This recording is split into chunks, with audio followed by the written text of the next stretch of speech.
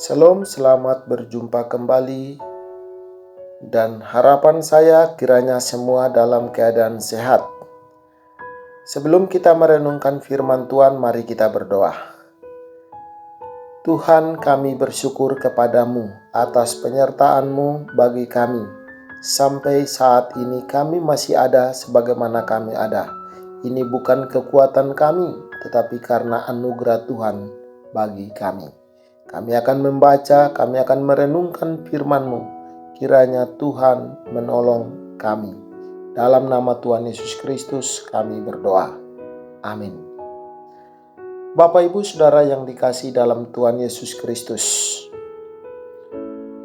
Jika kita membaca Kejadian pasal yang ketiga, maka di sana kita akan menemukan bagaimana Adam dan Hawa, manusia pertama dan kedua itu jatuh ke dalam dosa.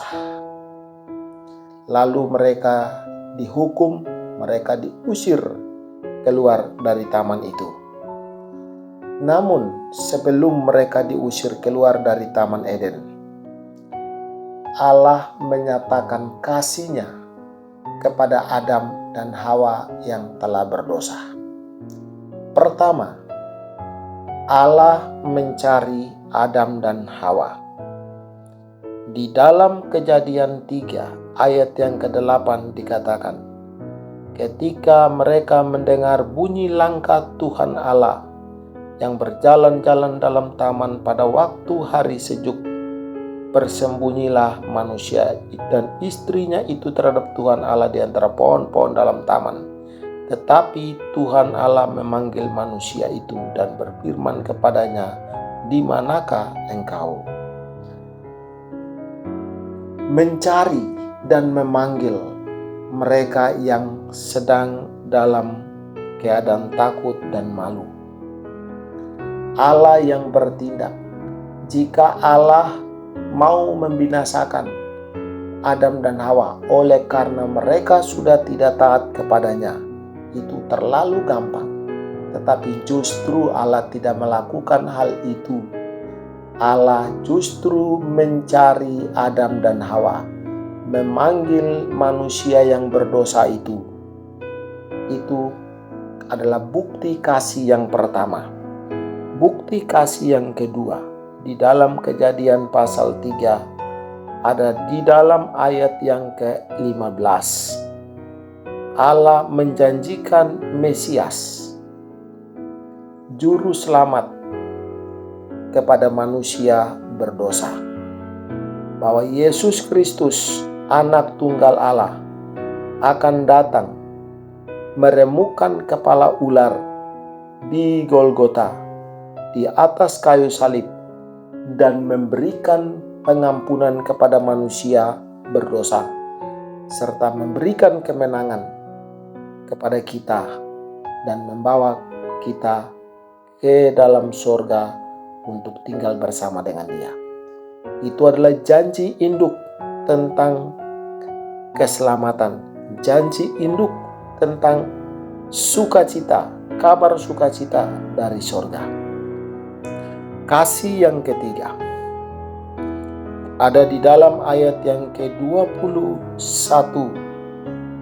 Dan Tuhan Allah membuat pakaian dari kulit binatang untuk manusia dan istrinya, lalu mengenakan kepada mereka. Nah, Adam dan Hawa pada waktu itu sedang menutupi tubuh mereka, ketelanjangan, kemaluan mereka dengan daun-daun. Tetapi itu tidak bersifat kekal. Daun-daun sebentar akan berguguran dan mereka akan tetap menjadi orang yang malu karena telanjang. Allah membuat pakaian bagi mereka. Allah begitu baik. Allah memberikan pakaian baru dari kulit binatang. Kulit binatang apakah yang dimaksud oleh Kejadian pasal 3 ayat 21 ini? Tentu bukan kulit binatang kambing. Tentu bukan kulit binatang sapi atau kerbau, tetapi yang dimaksud di sini adalah kulit binatang domba. Mengapa?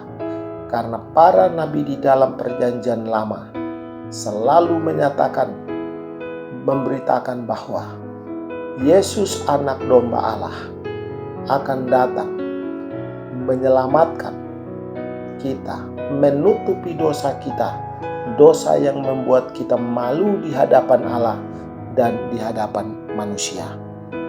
Yesus akan mengampuni, Yesus akan menghapus dosa kita, dan Yesus akan membenarkan kita sehingga kita kembali kudus, kita kembali suci, dan kita berani menatap dan memanggil Allah itu Bapa kita. Jadi ada 3 kasih yang Allah nyatakan di dalam Kejadian pasal 3. Pertama, Allah mencari manusia. Yang kedua, Allah menjanjikan juru selamat. Yang ketiga, Allah memberikan pakaian dari kulit binatang kepada manusia. Selanjutnya, sebagai upah dosa, manusia berdosa tidak diizinkan lagi tinggal di Taman Eden, tetapi mereka harus keluar.